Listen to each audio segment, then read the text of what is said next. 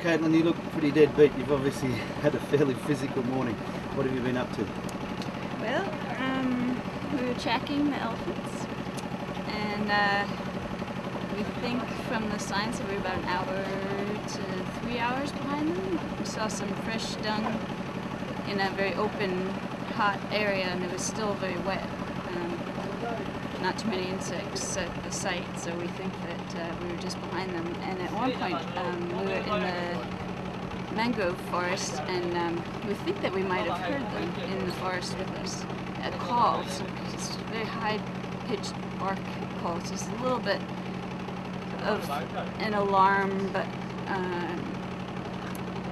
normally their alarm calls are very low frequency, but if they're close to each other, they might give off a little bark kind of call. At first I thought it was monkeys, but Tun thought it was elephants, and after thinking about it and seeing how close we were to them, it probably was. And we were able to track them through the conifer forest that we first found them in. Well, first from the beach on the other side, and then they walk along the beach because it's really high cliffs there. And they walk along the beach, and then when the cliffs end, there's a little conifer forest, and they hang out in there. And then they go back into the mangrove and kind of spend a lot of time behind the mangrove in that transition zone between mangrove and primary forest, going up into the ridge. And the tracks were everywhere. We were following them and then circling back and following them and thinking maybe they were playing a joke on us. I don't know.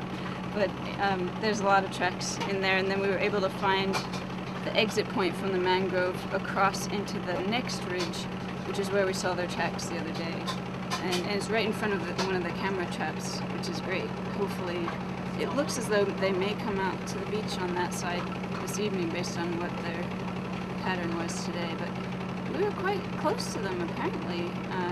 It seems like it, according to the signs. And you could, as you're tracking them, there were logs, and you could see them wiping their bellies over the top of it, and that was very dry, so that had to be at least an hour behind them. But then how could we have heard them vocalize? I don't know, because they kept moving around in there. It's hard to tell where they were. But it was really just a spectacular environment. The mangrove forest is just out of this world.